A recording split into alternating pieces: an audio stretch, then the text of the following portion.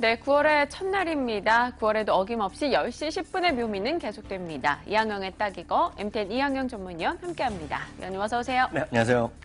네, 오늘 9월 1일입니다. 좀 걸맞게 새로운 뉴스였으면 좋겠는데요. 어떤 소식 나눠볼까요? 대한민국의 최고의 그룹사 중에 하나인 삼성물산이 오늘 제일모직이죠. 네. 이름이 바뀌어갖고 삼성물산 이렇게 바뀌는 건데, 근데 통합법인이 오늘부터 출범했잖아요. 주식은 이제 최근에 지금 제일모직 상태에서 거래가 되고 있는데 네. 오늘 이 얘기 한번 해보겠습니다. 알겠습니다. 뉴 삼성물산. 일단 어제까지 제일모직의 상승 흐름은 계속됐었습니다. 물론 오늘은 조금 밀려나고 있는 양상인데요. 한동안 왜 올랐는지 그리고 오늘은 왜 내려가는지 그 점 좀 짚어주세요. 네, 최근 일주일 동안 36%가 어제까지 어디 딱 보면 네. 급등을 했었는데요.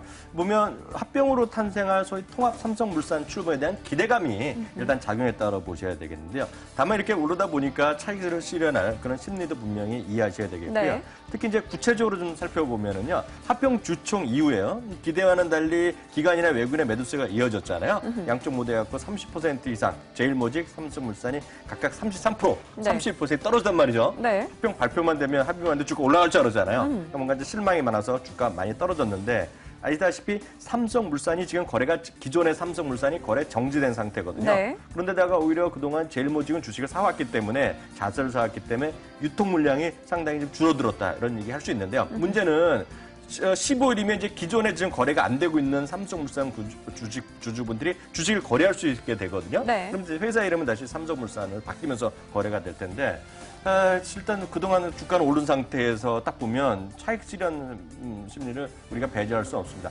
참고적으로 보면 SK랑 SKCNC 합치고 나서 네. 합병하고 나서 거래가 되기 시작한 이후에 문제는 SK가 주가가 단기간에 17%나 급락했기 때문에 그런 우려의 어떤 목소리도 우리가 배제할 수는 없다라는 거 일단 말씀드릴 수 있겠습니다. 네, 주가상으로 놓고 봤을 때 분명 단기적인 변동성 확대는 모두 다 예상을 하고 있을 겁니다. 하지만 긴 시각으로 봤을 때요, 앞으로 이 회사가 어떻게 변모해 나가느냐가 중요할 것 같습니다.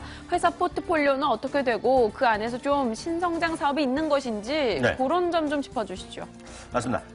통합 삼성물산의 경우에 보면 지난해 말에 매출이 33조 6천억 정도라고 네. 일단 이해하시면 되겠는데요. 회사 측에게는 매년 매출을 10%씩 외형을 늘리겠다는 얘기하고 있고요. 그러면서 2020년에는 매출이 60조 원, 세전이익은 4조 원대까지 확대하겠다는 얘기를 하고 있는데요. 네. 지금 보시면요, 사업 분야가 건설 분야 있죠, 상사, 무역 부분이 있죠, 제일모직 패션 분야 있죠, 레저는 어디겠습니까? 에버랜드거든요. 레저 사업이 있고 식음료, 다 에버랜드가 먹자 많이 있잖아요, 먹을 거. 식음료까지 있는데 여기에 하나 추가된 게 이제 바이오가 들어갑니다. 바이오가 들어가면서 지금 시가총액 27원대로 되는데, 말씀드렸던 대로 앞으로는 딱 쉽게 얘기해서 의식주에 놀자, 휴자가 들어가고요. 거기다 플러스로 바이오 선도 기업이 되겠다라는 것이 큰 틀에서 삼성물산의 어떤 큰 목표가 되겠고요. 네. 참고적으로 이제 통합된 삼성물산의 대주주 일가의 지분은 30.4%를 갖고 있고요. 아하. 그런 삼성물산 안에 삼성생명이라든가 삼성전자 둥둥이 쭉 들어가면서 실질적인 지주회사 역할을 할 것이다라는 기대감이 일단 있다라고 이해하시면 됩니다. 네, 의식주 후에 바이오 산업까지 하나 더 더해졌습니다. 앞으로 삼성물산, 여기에 또 경영권과 지배권이 강화가 됐기 때문에 어떤 움직임을 보일지 잘 지켜봐야겠고요.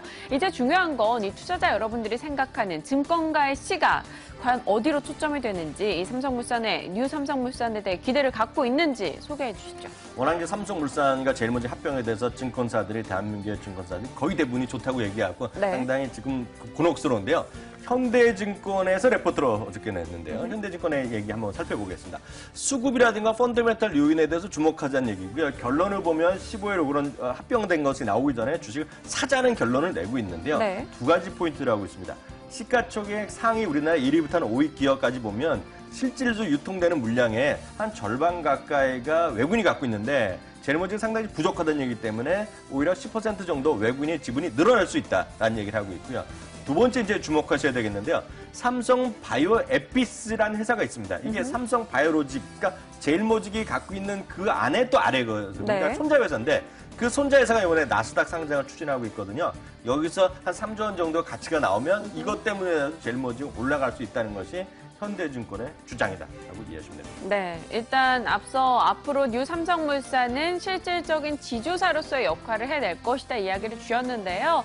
삼성 그룹주들과 함께 엮여있는 그 지배구조 상황 살짝만 설명해 주시면요. 네, 그 삼성그룹의 지배구조를 제가 더 표를 준비해봤는데요. 이거 맞습니다. 이게 통합 삼성물산입니다. 이것이 삼성생명과 삼성전자를 이렇게 갖고 있고요. 삼성생명 그 안에 또 들어 삼성화재, 삼성증권, 카드가 있고요. 네. 삼성에스테이, 삼성정리, 삼성중공업이 있고 또 포함으로 또 호텔신라를 약간 복잡한 구조를 갖고 있는데 결국은 앞서도 말씀드렸다시피 실질적인 지주회사 역할을 하는 것이 삼성물산이다 라는 네. 얘기를 하고 있는 거죠. 네, 알겠습니다. 앞서 위원님께서 소개해 주신 현대증권의 내용에서는 앞으로 삼성물산을 지금부터 조금씩 모아보자라는 의견이 있었다고 합니다. 네. 위원님도 동의하시는 겁니까? 저는 이제 장기적으로 보면 삼성물산, 그러니까 통합 삼성물산이 좋을 수 있다는 생각을 갖고 있고요. 대한민국 주식이 싸기 때문에 올라갈 수 있다는 생각 갖고 있는데 좀 더 솔직히 말씀드리면 이제 삼성물산은 숫자를 보여줘야 되겠다. 네. 왜냐하면 그동안 말을 워낙 많이 했잖아요. 바이오 얘기를 워낙 한두 번 얘기가 나온 게 아니거든요. 숫자를 보여줘야 되고 또 하나는 워낙 약속했던 그러니까 대국민 약속이나 마찬가지잖아요. 주주 가치를 제고하면서 소위 신뢰를 회복해야 될 시기가 왔다. 그래서 지금 뭐 숫자 계획이나 이런 것보다는 정말 숫자로 보여줘야 되겠다. 이런 말씀을 드릴 수 있겠네요. 네, 장기 매수 의견은 유효하지만 일단은 단기적으로 봤을 때는 확실한 숫자, 실적과 또 주주가치 제고 부분이 확인될 때까지는 조심스럽게 움직여보자라는 의견이었습니다. MTN 이항영 전문위원과 함께 이야기 풀어봤네요. 위원님 고맙습니다.